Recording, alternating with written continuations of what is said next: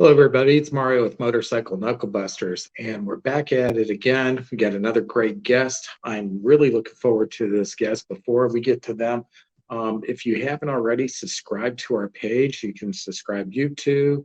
You can check us out on Apple, Spotify, any of those places. Even go to our website. Check out some of the previous guests we've had. We've had a lot of wonderful people on, and we're continuing that trend with the next guest. Now, for those of you that know me, and I know a lot of my friends follow me and stuff, you know that I like to read, and I did light reading growing up in Ohio and stuff as a kid, but never got into it heavily until I was in the service. So one thing I could tell you is that would have found me if I was somewhere in the middle of the jungle.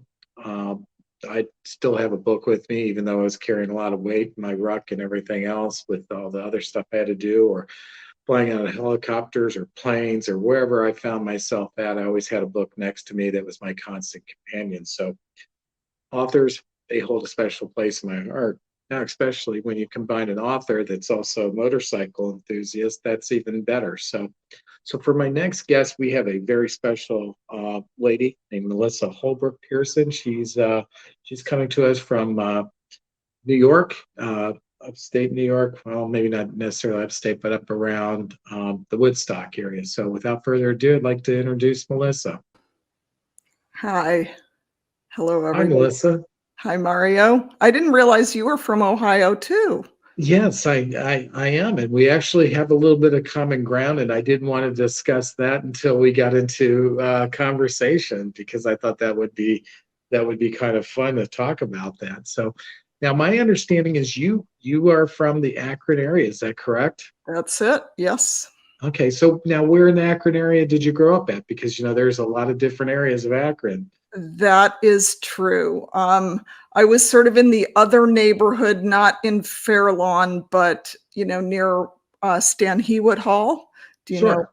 Yeah. So Absolutely. that was sort of my backyard growing up. I got to have a mansion all to myself. Well, that's a good backyard, I got to tell you. It's cool. And I got to tell you something funny, because growing up as a kid, I never paid attention. I always thought Stan Hewitt was a person. Only to come to finally, and I never went there. That was a field trip I didn't get to go on in school. I can't remember why, because that was on our agenda, but I didn't make it to that. And I never understood that Stan Hewitt is Old English for stone hewn. Yes, that's right. And there's a lot of stone there. Yes. Yeah, there is a lot of stone, and and that place is incredible. So to the point that they even wore down the stone to look like it was an Old English manor. Yeah, and they even transported entire rooms from old Tudor, castles and things. So They sure did.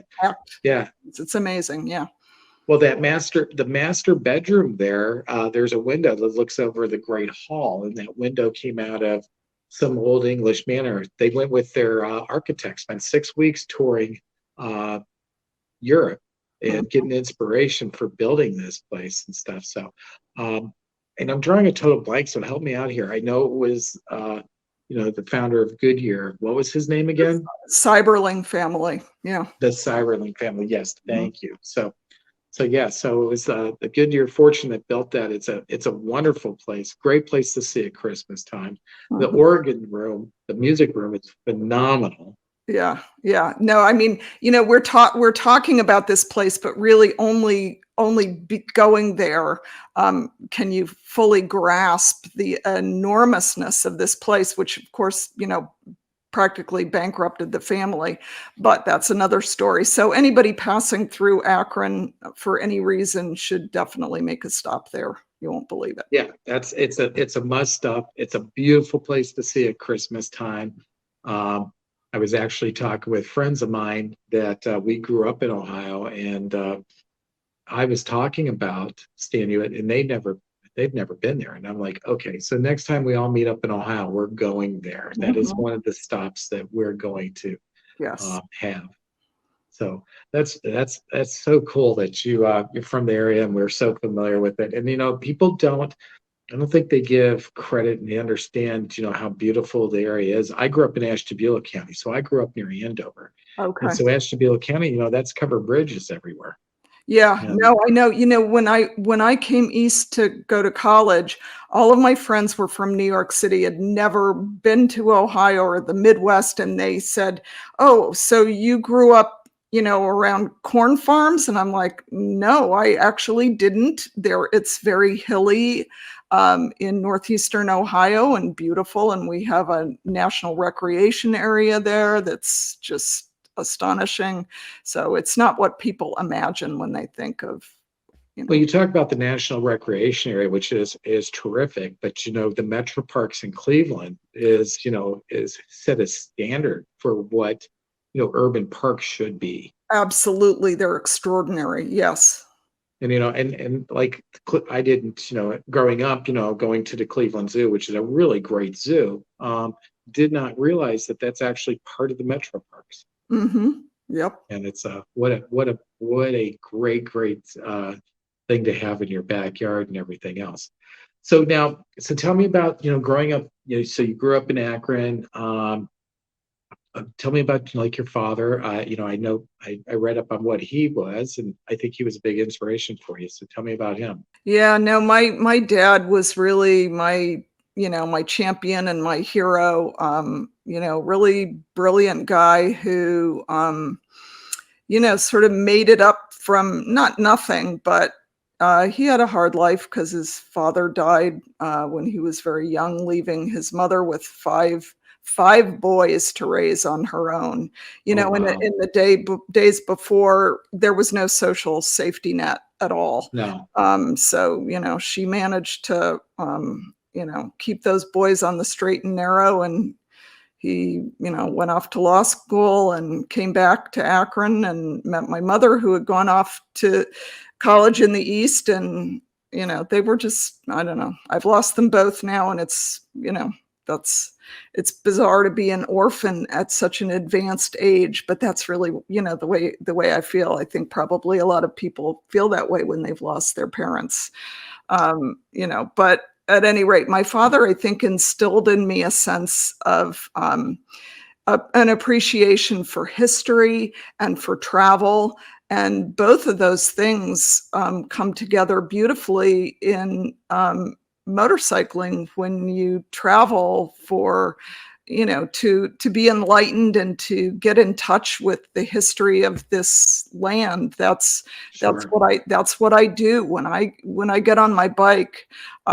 I want to go off and research, really. I mean, I use that sort of lightly, but I want to see firsthand where history took place. That, yeah, insight and knowledge, and when you can touch and feel, and visit the places. I don't know, maybe you're like me. I know I've gone to different places in this country, around the world, and I can feel the energy. I feel like I'm connecting at a higher level, and Yep. it makes it so much more meaningful. It is. And I really can only get that feeling when I'm doing it by bike. There's, in a car, it's just not the same. I mean, you literally feel as though you can reach out and touch, uh, you know, things, artifacts, the air. You feel things in the way that, people 200 years ago might have experienced a place. Yes. Yeah, what somebody would have experienced being on horseback going across the Mhm. countryside and everything. Absolutely. So now, so then there, your mother, you said, she went to school out east and raised you and with two sisters. Is that correct? I have two sisters. Yes, one is still in Ohio. One is sort of peripatetic and is living in Colorado right now. Okay. So your dad went from, his mother raising him and all those boys to your mom and three girls. So what Yeah, a I transition, know. huh? He always looked a little shell shocked when he'd look at us and say, "How did this happen?" But he loved us fiercely. That's beautiful. I absolutely love it.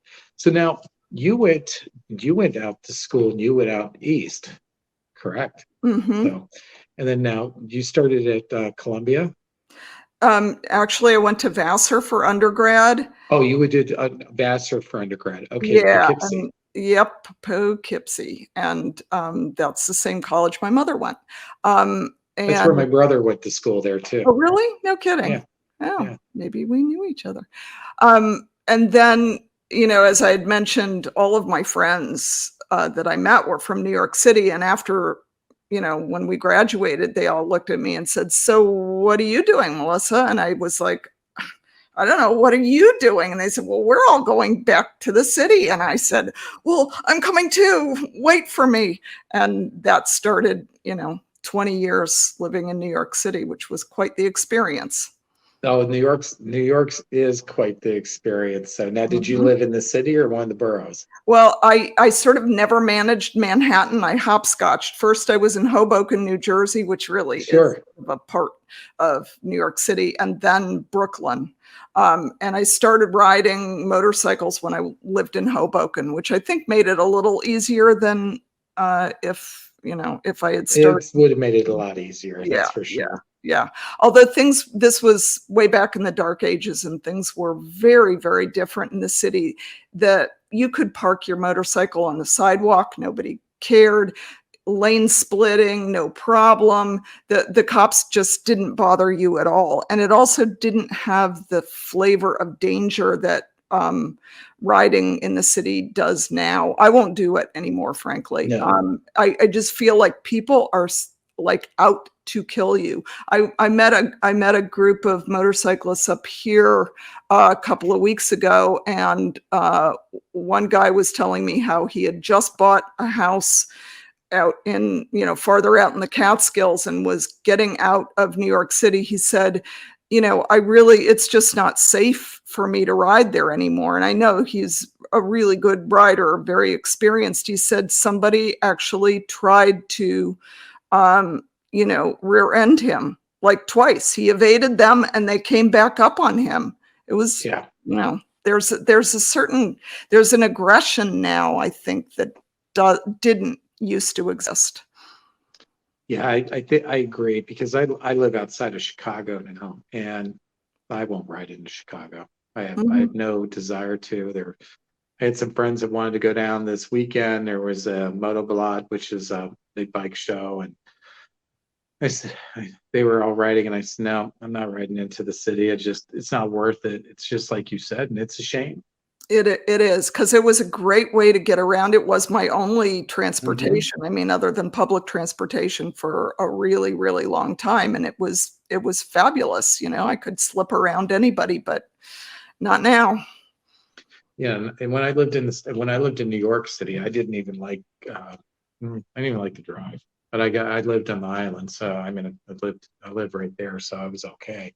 Mhm. Living on Manhattan and everything, so there's no reason to, but absolutely, definitely change things. But you're now where you're at. I mean, you've got beautiful riding. It's such a joy because I literally, the minute I'm at the end of my driveway, I'm on a great riding road.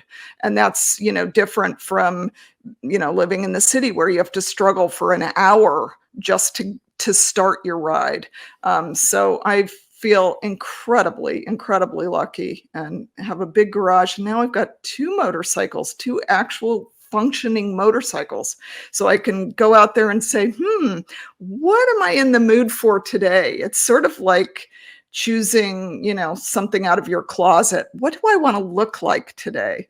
It's really, I never dreamed that that would be possible, but here it But is. it's true. I mean, it depends on the type of ride I'm going on, and it depends on what I feel like. So, um, the bike, if it's shorter rides, but sometimes I take it on long rides. If I'm doing something where it's just scooting around a little and stuff, I take a Triumph that I have.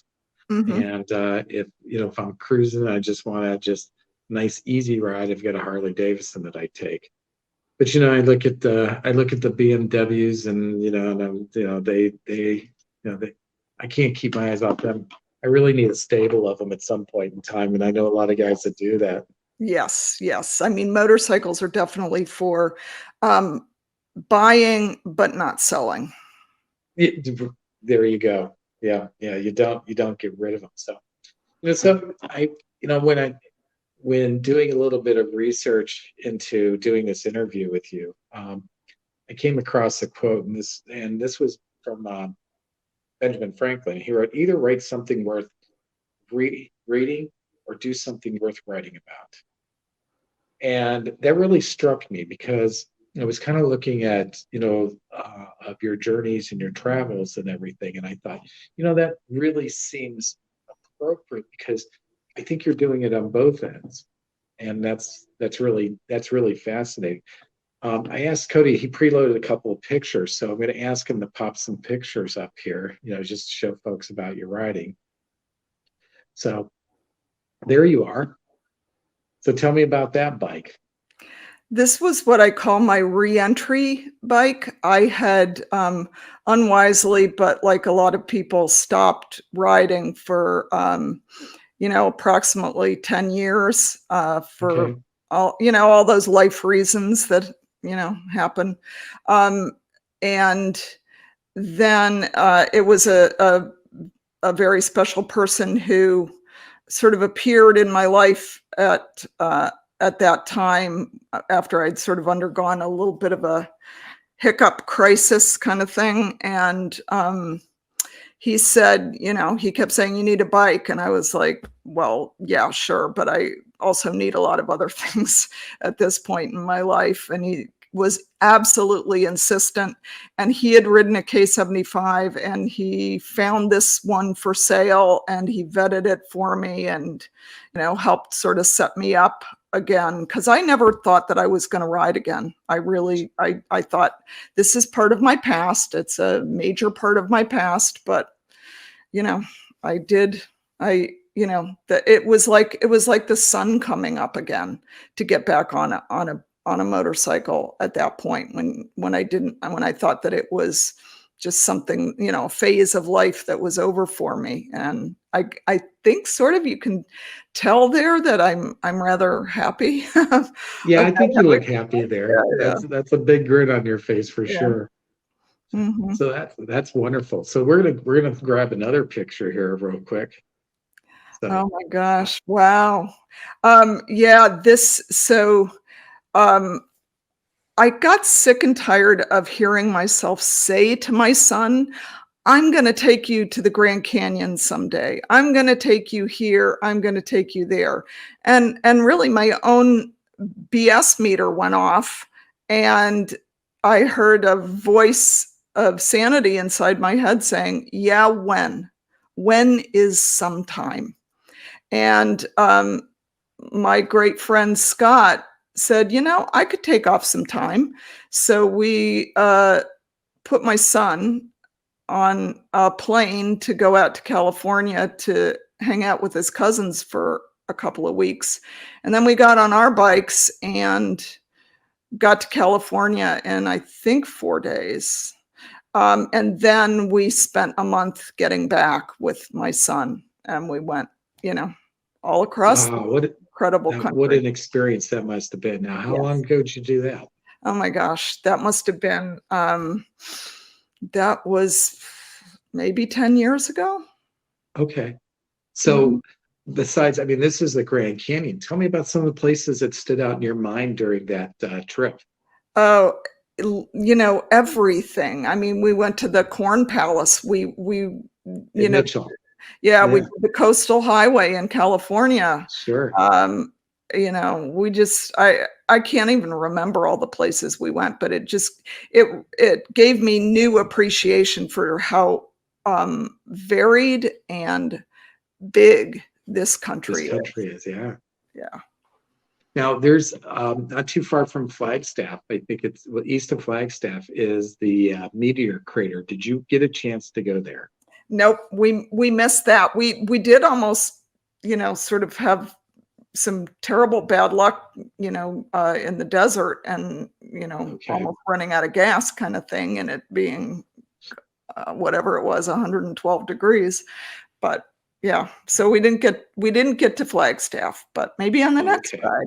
Who knows? Yeah, they've got this meteor crater, and went there, and I'm like, it's just a hole in the ground, seeing all these things. We were on a big cross country trip, and really didn't seem like the thing I felt like doing. And then I got there and I was totally blown away and fascinated by the whole experience. So definitely Mhm. worth the stop. And the Yeah, salt flats too. I think that was definitely a highlight going out onto the salt flats, Bonneville. yeah, that's pretty mesmerizing as you come Yeah. out of Colorado and you get in there, come into Utah. Yeah, that's amazing. So, Yeah. so other, any other things that, I mean, you mentioned the Corn Palace in Mitchell, which, Mhm. it's so funny because there's not much to Mitchell, but they do have the Corn Palace. Yeah, I loved it. I mean, pure Americana. That's it, Nothing and you else know what? like That is exactly it. It's Americana, and I love how varied this country can be, but yet unifying too. And you talk going, Pacific Coast Highway, and you head up along California stuff. It's just absolutely gorgeous, and Yeah. these great little communities, and then you get these little offshoot communities, like Slovang and different places like that, and all of a sudden you go to Slovang and you feel like you're in Europe. Yeah, I know. It's crazy. Yeah. Yeah, it's a lot of fun. So I think we got another picture. So Mhm. we're going to kind of talk about this gentleman here in a little bit, but I came across this, and there you are holding one of your books that you wrote. Mhm, and he has the other one. Yeah, so I have written 2 books about motorcycling, and again, it's funny because, obviously you can't predict where your life is gonna go because stuff happens, and I wrote my first book, it came out in 1997, The Perfect Vehicle, and I thought, "Okay, I've said everything I can possibly say about motorcycles in this book." I really felt like I had shot my shot. That was all I had. And I was on to other subjects which I've written about. But then because of this, sort of rupture in my life, it caused me to rethink everything. It was quite a surprise to, as I say, come back to motorcycles and then to realize, no, there's actually more to say about these things. Um, More to say about this experience because there are so many different experiences inside the experience of Yes. motorcycling. There isn't just one thing we're all doing.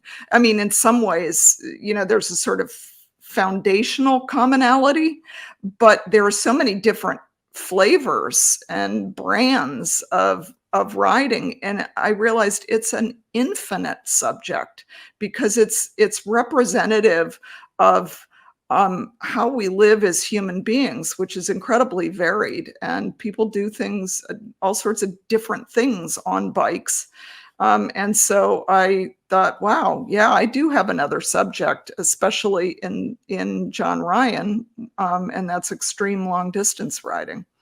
Exactly. Yeah, we just had a guest that Chris Hopper, that we did, and he rode 100,000 miles in 100 days. When you think about it, you can't. Can you wrap your head around that? I can't. No, I can't. It makes my butt sore just thinking about it. Yeah.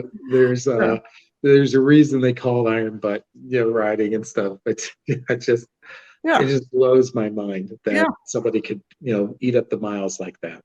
Crazy. So we're going to bring up, talking about your first book. I want to bring this up. So, I was doing, like I told you, I love to read. Now, and lately I've been making a lot of excuses. I'm so busy. I don't read. I haven't been reading the last, the year or so as much as I normally do. But now it looks like I got a bunch of book, a few books because of you I have to read. But I was looking at Goodreads because I kind of like to look at what people say, not not the critics, not others, but I love some of the things that I read. And a book, you know, one person said this book is everything an author, before he was an author, wants to write, and afterwards wanted to write. I think I said that wrong. Um, basically they were saying that this book is what everybody wants to be able to write, and then afterwards it's what they wish they had the ability to write. And I thought that spoke volumes, because people want to write and they imagine writing, but sometimes people write and they just don't produce the quality. And this person was really recognizing the quality of what you wrote. And I thought that was phenomenal. So tell us about this book. I mean, maybe what that person was picking up on is the fact that in some ways it was, I wasn't thinking I'm writing a book. I was thinking I'm telling people how exciting this mysterious world of riding is. And so it came out of just this pure, it's not even a passion, but it was really almost, it felt like a really elemental need to tell other people what riding was all about, because I was thinking about it every minute I was doing it. And I guess I'm just the kind of person who, I want to convince or educate other people, or when I find something that's so amazing and wonderful, but I feel that it's misunderstood by others, I want to somehow or other, I want to get the message across. So really, it's funny, is I very naively thought that I was writing this book for people who had never ridden a motorcycle, or who didn't really care about them. I thought maybe they're curious to understand why we're doing what we're doing, and all the implications of it, and the history of it, and, sociology and experiential stuff. And I thought motorcyclists aren't going to want to read this because they already know all this stuff, right? They do it.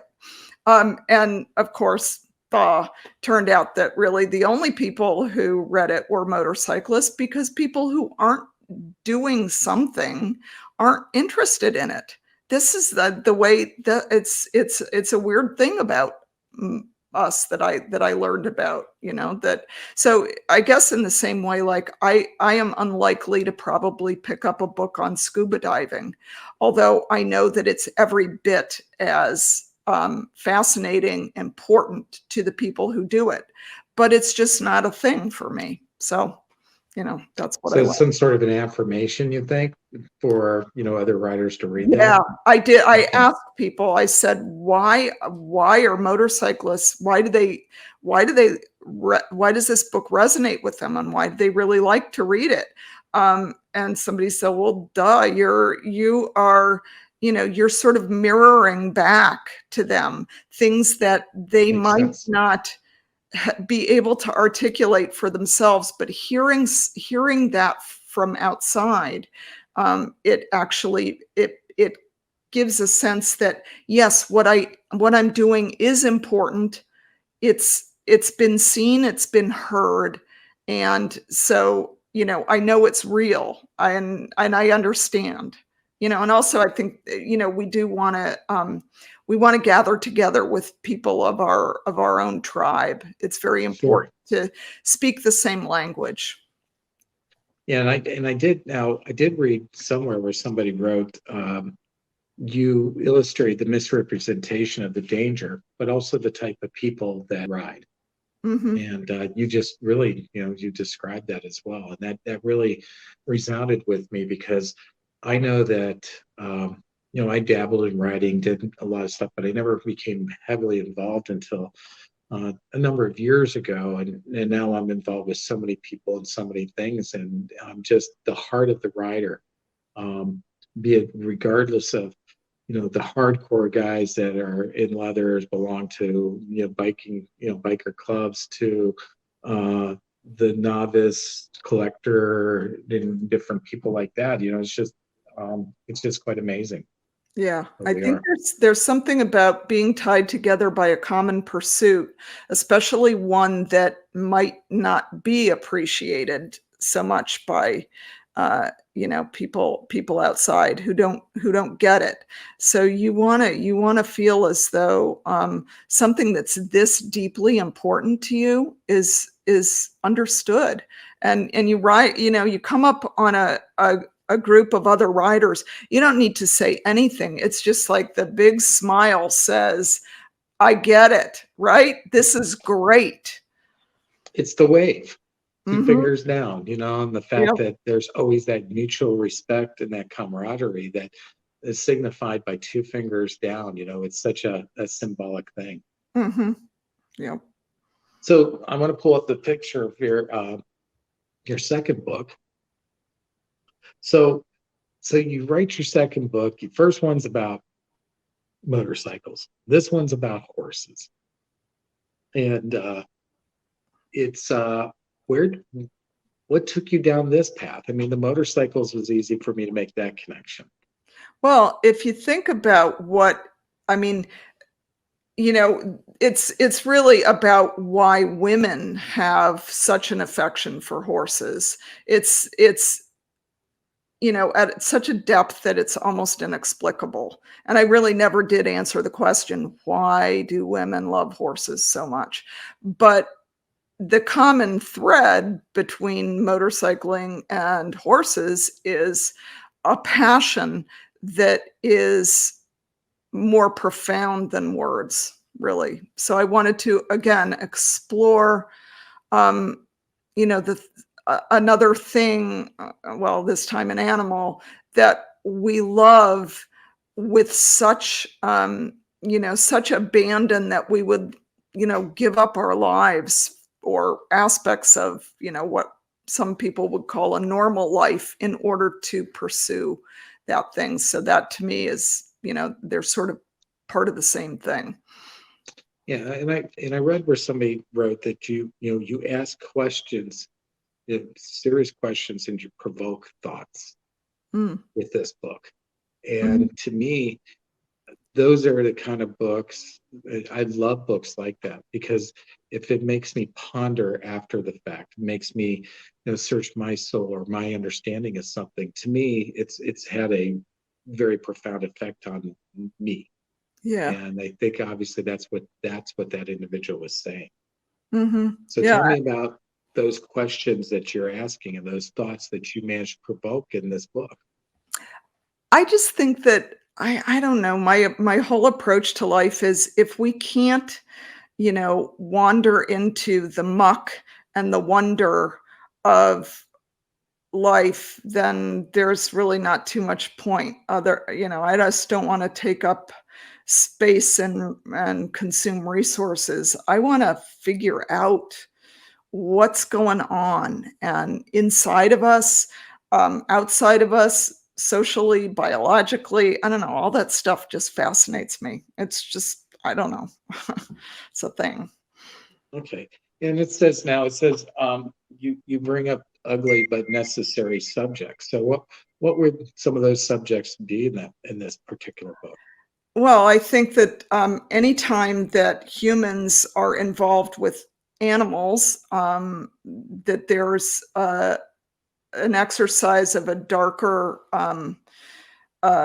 aspect to the way that we approach, the earth and everything else on it, which is that we own it and it's there for our use.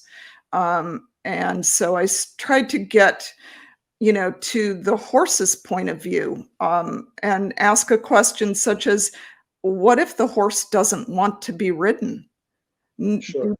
Do people ask that question? No, they assume that because they can do things that, that is, then they should do those things. Those are two widely separate issues.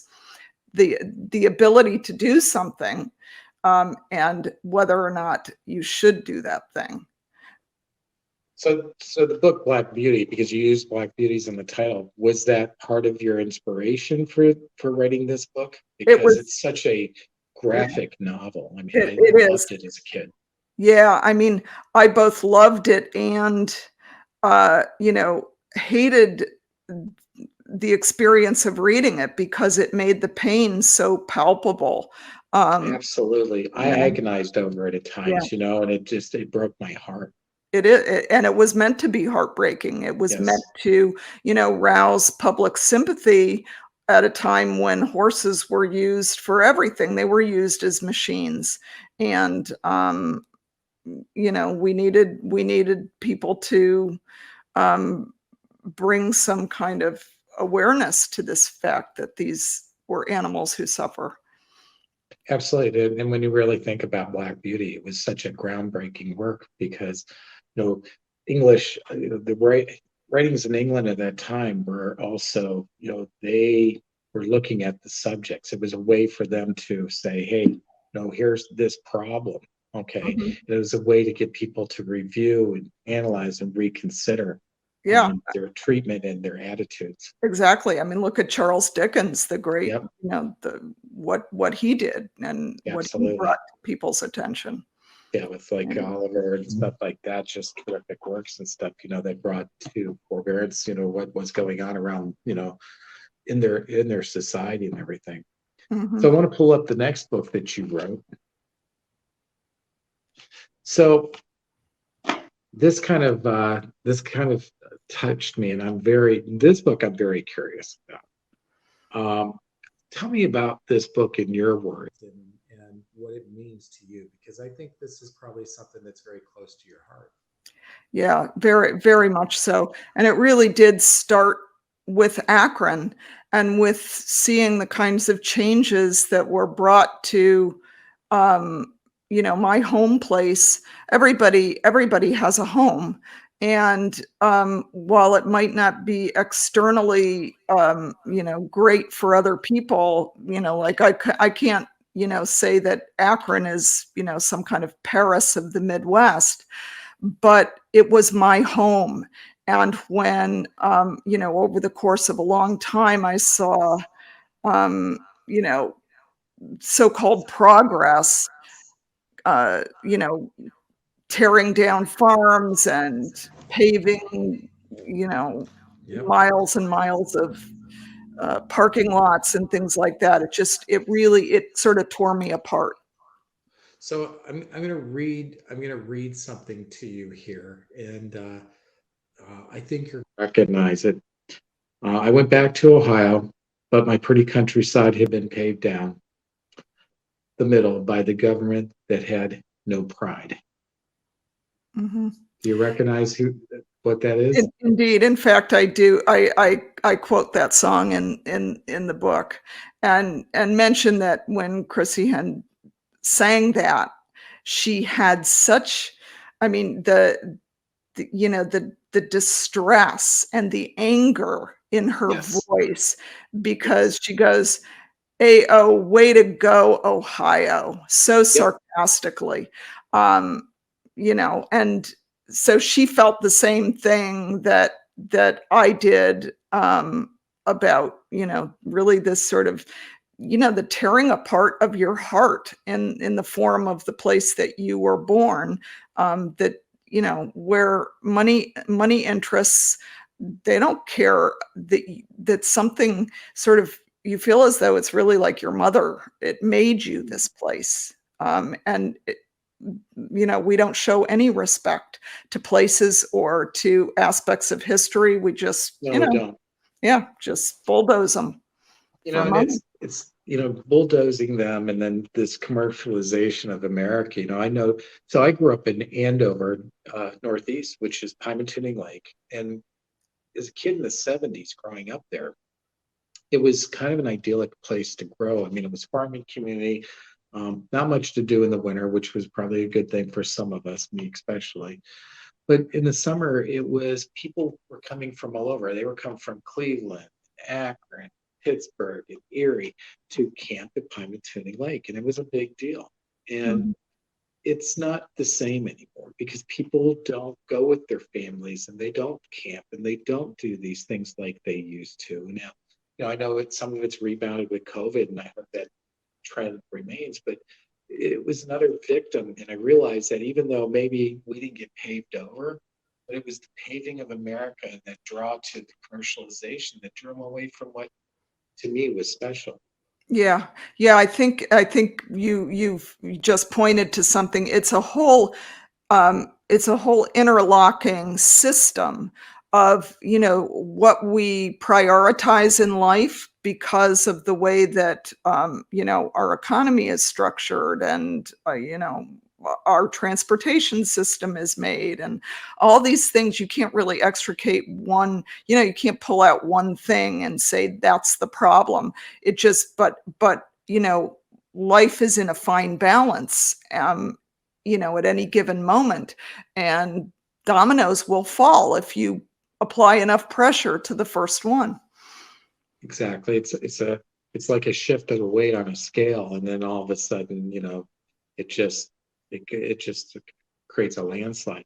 I saw Chrissy Hynde perform with Ray Davies at the Rock and Roll Hall of Fame a number of years ago, and she sang that song for us. I'd seen her perform it in Italy when I lived there as well. But it was an opportunity when she was there with Ray. Him and her both were talking about their music and giving you stories, and that's what was really special. And when she talked about that song, I mean, you could tell, just like you said, it was very, very personal. She wrote it and she sang it from the heart without a doubt. And and I understood it.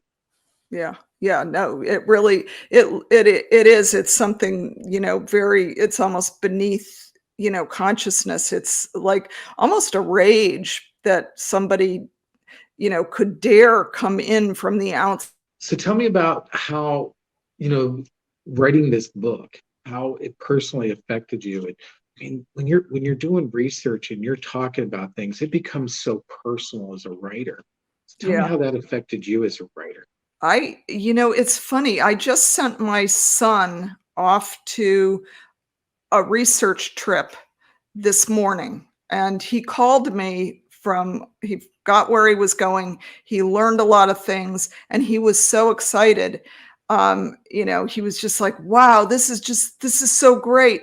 And a few minutes later, I realized, oh my God, research trips are my favorite thing in the world. So I was able to, go back to Ohio and dig up all sorts of history, interview my parents about their experiences.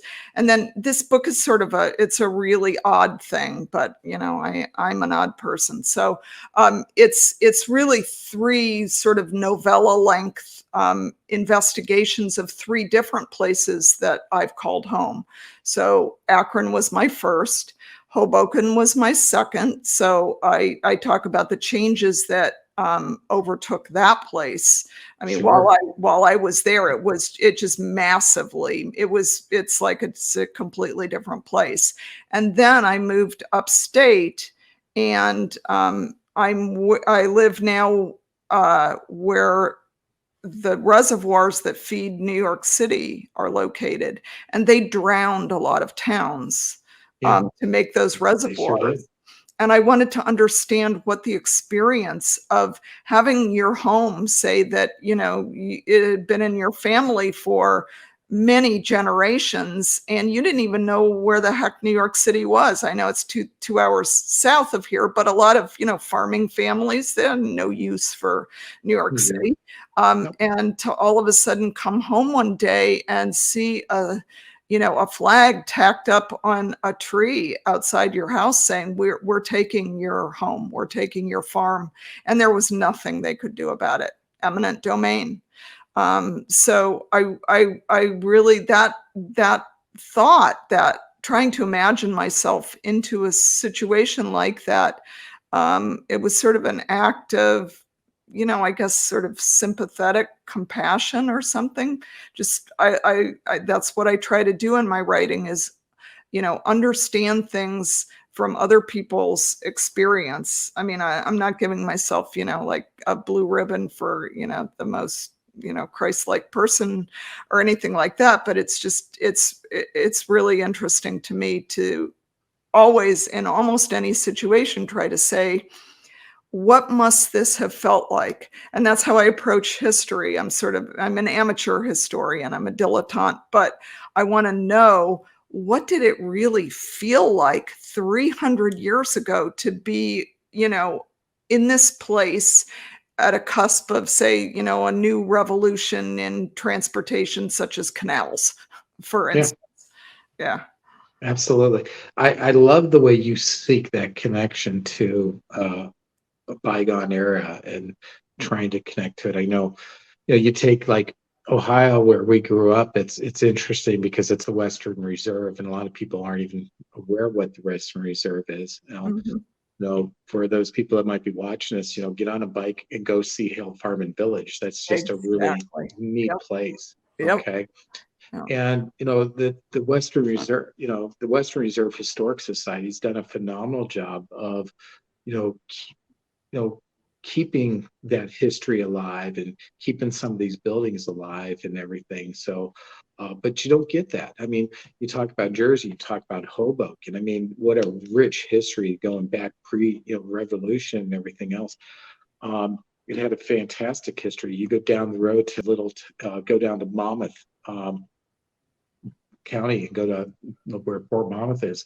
You're talking, you know, Revolutionary War battles that were Mhm. fought there. You're talking, that was where the Army Air Corps started. That's where the Air Force actually started at. And just such a rich history, but it's gone. Now, you just mentioned the Army Air Force? Is that what you did? Yeah, the Air Corps, Okay. which started at Fort Monmouth. And what year was that? I don't know what year it started. I mean, it was it was prior to, World War One beginning. Okay. All right. But there's an airstrip that was there and everything that they utilized. They didn't need much. Mm. Um, so it's Yeah. yeah, there was a lot of history, and that's where the Signal Corps started as well. Oh, wow. Yeah, I should go and visit that because my father was in the Army Air Force in World War II. He did not manage to get abroad because um, they were so desperate for officers and for Sure, people who could teach. So again, this is another act of imagination for me to try to think about what a kid in his freshman year of college, this war starts. so you said your dad was in the Army Air Force. Yeah, that's what it's really interesting to me. Like when I was a little kid, I just couldn't be, more bored to hear about his experiences in the war, Sure. And now I wish to God I could ask him more things because I know that he was sent to he was desperate to go abroad and fight. He wanted to get into the fight. That's Sure. what everybody felt. But they needed people who could train other people. And if you'd had 1 year of college, you had a leg up on, a lot of the other 18-year-olds. And, they sent him, I think, out to Arizona or whatever. And he trained, trained as a bombardier. And so So then, he was probably in Tucson. yep, probably. I think so. And that, other bases too, but that's the one that I remember him talking about. And then they immediately put him in front of, after he'd gone through his training, put him in front of a classroom to train other people. Wow. So I find That's that's really, really fascinating to me. Well, Fort Monmouth is closed now, but I think you can get on there. And you've got Monmouth College. It's there. That's got a really neat college. That's where some of the presidents had did summer homes there and stuff like that. And you've got Deal and Rumson, which are very nice, affluent places. Beautiful stuff. Beautiful shoreline. Just a nice place to visit. Mm-hmm. Yeah. So, Cody, you can pull up the next picture. So you talked a little, we alluded to your second book, fourth book you wrote. And tell us about this book and the inspiration, what got you going on this one? Yeah. It was really meeting this guy, John Ryan, who was incredibly modest and humble. And it took me a while to find out that he was really doing these extreme, extraordinary rides. And I just, I thought, this is not human what he's doing, right? Nobody can do this kind of stuff. And at first I thought, maybe I'll just write a, magazine article about him. But then once I, got into that and, was doing my research, which, was firsthand, and riding around with him and learning about what he was doing, had done, and especially what he wanted to do. He wanted to break the world record from, the two farthest points in the United States, which is, like Dead Horse, Alaska to Key West. Yeah. And he set his sights on that, on setting that record. And, lo and behold, he broke it, because this is a man who really, as the title said, he would stop at nothing. He, if he set out to do something, he would make it happen. And he did. He broke that record in 86 and a half hours. That's just mind-boggling. I can't imagine. Yeah, you really can't. And then he wanted, after he got back, he said, well, you know what? I hit some traffic in this place, and I think I could, I think I lost 2 hours or an hour and a half, or I forget what exactly he said. I want to go back and do it again. I mean, he felt certain that he could, and you have to evade a lot of trouble on a ride of that distance, in, from those extremes. The start, it took him, I think, 2 or 3 days to actually make it to the start, because because there was so much snow and ice on the road. Mind you, he was on an FJR on street tires. Okay. There were people on dual sport bikes who were like falling backwards. He made it to the top of whatever slope it is that he had to start at after a couple of days. He just wouldn't say no.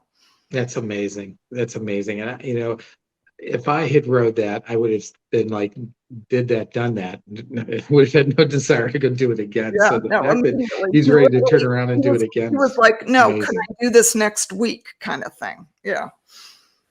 That's wonderful. So now, do you stay in contact with him now? Unfortunately, John is deceased. I didn't know that. Yeah, that is. Yeah, that was it was both a shock and not. I mean, it was a shock to the heart, because I loved him deeply. But, given the way that he lived, and the fact that he was diabetic, and, was maybe sort of about to enter a phase where he couldn't ride as hard as he wanted to, as he demanded of himself. Right. That to him, that was life. He lived literally to do these rides. The more extreme, the better. And so I think he sort of went out the way he had a choice in the matter, which a lot of us don't and won't have, in how to craft, the end of your life. And he did what I think he sort of wanted to do. Gotcha. Okay. So the fifth book you wrote, I want to pull that up. So this is as a pet owner and always loving dogs and stuff, the secret history of kindness. So just dying to learn more about this book. I guess it's another passion project, because when I got my first puppy as an adult, and this dog was unfortunately much smarter than I was. That's always a mistake. Just don't get a dog. And that was Mercy, correct? Yes, that was Mercy. She was a border collie, although I didn't know it at the time. And this just sent me on, a road that I didn't know I was heading down, but learning about how not only dogs, but how all higher animals learn about, positive reinforcement training, which then led me back to B.F. Skinner and his theories, and about how we can train everybody, dogs as well as, our children, our husbands, train with kindness and reinforcement as opposed to punishment, which I think that our society is unfortunately oriented Prone to do. toward that, because let's face it, it's easier. It's not as big of a process. And it also, unfortunately, comes very naturally to humans to punish. That's our go-to behavior. But you have to think more about, how do I, sort of lead with kindness here? How do I allow this other being to, attain its potential instead of, shutting them down? So that was that. I mean, it was a process of educating myself. I know, like the other day, my dog did something he shouldn't do, and I don't even raise my voice to him. I said, "What did you do? You're not supposed to do that." And probably a little bit more gruff than that. And I went on with what I was doing. Is in the middle of working on a project, and I'm like, "Well, where's Oliver?" And I went looking for him, and walking around. I finally said, "Oliver, Oliver." It kind of made me panic. And here he gone. He was up underneath my bed because I Oh, because I raised my voice to him. Like, oh poor boy, boy. Yeah, they're very, yeah, they're really sensitive. They're they really are. sensitive. And so then when I called him out and he realized it was okay, he wasn't in trouble, because he's never been in trouble. Yeah. I mean, He was like, he I was was probably like, going, oh wait a no, minute, I what felt happened terrible. here? Yeah. Yeah, Yeah. I felt absolutely terrible. So somebody, so obviously, I mean, a lot of people love their pets, they love their animals. So tell me what's somebody going to get out of this book if they read this book? Hmm. I mean, what I would hope is to sort of pause and maybe question the way things are, the way things, I was taught when I was a child and we had our first dog that you should, well, I don't even want to actually repeat, but it was very standard, training advice, how to do dogs. And then I find out, oh my God, that is so the wrong thing to do.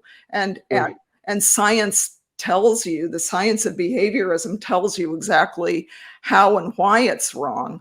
And I love science. I mean, I'm sort of, I can't really understand, deep science, but boy, frankly, that's my religion, science.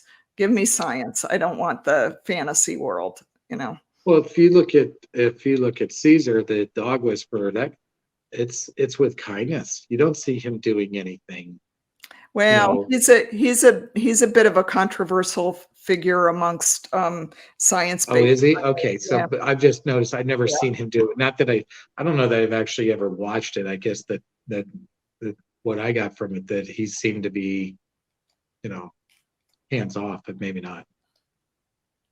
Debatable. Debatable. Okay, well then I should do my I should learn more about that. That's for sure. So now, do you have any other books that's in the works, or anything you're driven to write about? Because you have a very inquisitive personality, and you really delve into things. Yeah, I mean, it's funny because I think that's been a bit of um, a deficit in terms of, establishing my career, because I'm all over the map, and people like to know, or at least, publishers, companies, the corporate side of things want to know where they put you. You have to stay in one place, because Stay in your lane. yeah, that makes selling anything easier. Oh, you're the X person, you're the Y person. But I'm the one who's done, every book has been on more or less wildly different subject.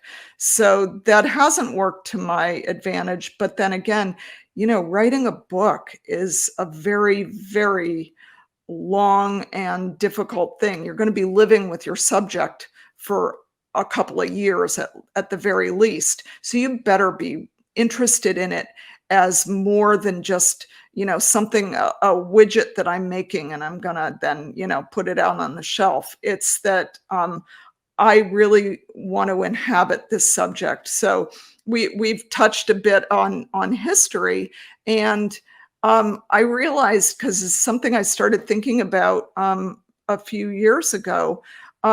What canal? I mentioned canal. Yeah, and I don't know if you know this, or remember or saw any evidence of it in northeastern Ohio, but there was the Ohio and Erie Canal, which ran Yep.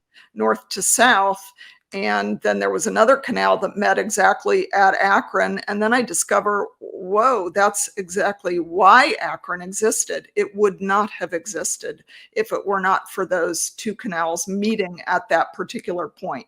There was Now that I didn't know. There was literally nothing there at the time that those canals were built. And then I realized, oh, well, gosh, then that means that I'm really the product of a canal, because if Akron Sure. hadn't grown up into this great manufacturing center, then the immigrant side of my family would never have been drawn to come there to, serve food to the factory workers.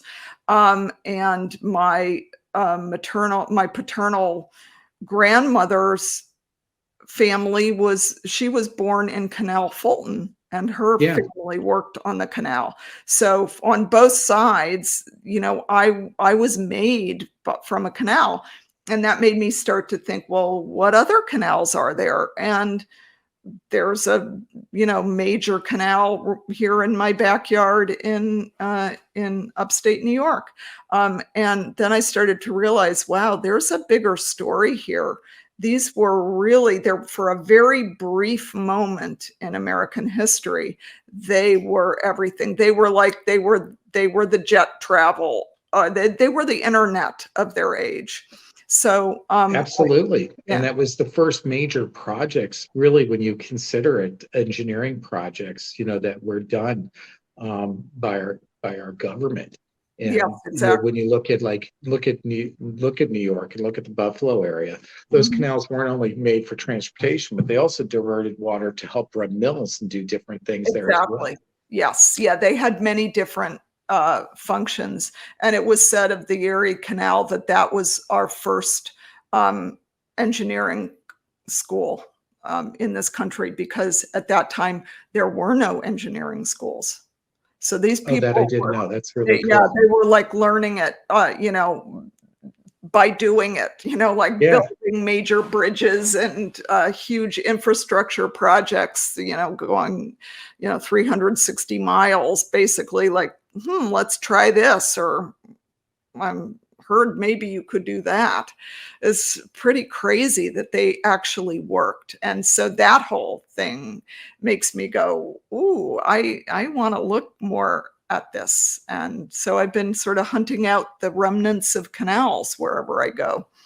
Oh, I can't wait. So now I'm, now I got books to read and I got something to look forward to when it comes out, because that speaks to my heart. I love history. I love a book that's well written. I love when I can read a story, like James Michener, when he wrote Tales of the South Pacific. I love that, because it was, he took all these stories from World War II and put them all together. Everybody thinks of Roger and Hammerstein and the movie, but the book was phenomenal. And the fact that here was a guy who wrote manuals and then writes his first book and he wins a Pulitzer Prize. I mean, how phenomenal is that? Right. Fabulous writer. Yeah, absolutely. So I'm really looking forward to it. Any big motorcycle trips? Or are they going to be all trips going to do your research? What are we looking at? I just, more or less recently got back from a fairly long trip, and it's one that sort of replicates the trip that I wrote about in The Perfect Vehicle, only slightly shorter. That was a 5,000-mile loop that I did, but this time it was only 3,600 miles, and we rode down to New Orleans because it's a city that I deeply love. There's no other place on earth like New Orleans. So I really wanted to go there, and places that I really want to go, I only want to go by motorcycle. So I had to do that. That was, and New Orleans is fascinating. Yeah. So I'll tell you, the last time I was in New Orleans, I went to the World War II Museum, and they had this phenomenal exhibit at the end. It wasn't a permanent exhibit, but it was a priest who went over World War II, and he started picking up stained glass from all the bombed out cathedrals around Europe. And then he saved it, and you could send everything home for free. You could send free Oh, postage. So he was collecting these, and he would write, write down. He'd say like, came from such and such in Heidelberg, came from here in France, came from here, came from there, and he cataloged all this. Well, then years later, they took this glass, and all these artists from the world, around the world, took this collection of glass, and they reimagined it into new pieces of art. wow. And it was one of the coolest things. I've been all over Europe. I've been various places, and I've been, Middle East and South America, and North. Never one of the coolest, most fascinating things I've ever seen. Yeah. We'll have to send you something on that so you can read up on it. I think Yeah. you'll find it fascinating. Wow. Mm-hmm. So we do each guest. We do 3 questions at the end of the interview. So they're not hard questions, but I'm looking.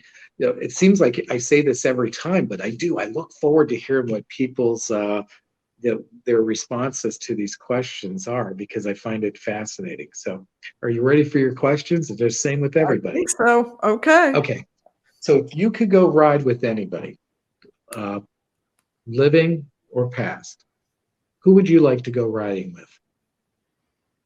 Does it have to be somebody? Well, okay. I will say Oliver Sacks. Okay. Do you know who he was? The He's name's familiar, but yeah. it's not popping He's off. a neurologist and a writer, and brought together those, poetry with neurology, and very compassionate writer, but he was also a very passionate motorcyclist too. Yeah, I think I saw him. It seems I've seen him. I can't remember where I saw something like 60 Minutes or something like Yeah, that. very Or possibly. maybe Charles Kuralt was talking to him or something years ago on Sunday morning. So, okay. Now, if you could ride anything or have any bike, what would you like to own? I think I'd like back another Moto Guzzi Lario, Yeah, because that's the bike that I feel like was my heart, just like Mercy was my heart dog, the Lario was my heart bike. And sure. yeah, so I'd I like love that. that. Yeah, I've told this story before on on the podcast, but when I was in Italy, I was in the service. I was stationed at Vicenza, and right next to where my office was at, the Carbonari had they had a little coffee bar, and the motorcycle officers would come over, and they used to do, it was called an espresso corretto, Huh, and they would come in. They got a shot of grappa, a shot of espresso. They knocked it down. They jumped on the motorcycle and took off. I mean, that's the way to start cool. a shift, huh? Excellent. And of course, they jumped on those Moto Guzzis because it was Italy. So that's Yep. what made me think of that. Great. So now, you could ride anywhere in the world, um, and you've been around. You love to travel. Where would you like to go ride? Mm, okay, I'm just going to pull this out of the hat. The south of France. That's a good choice.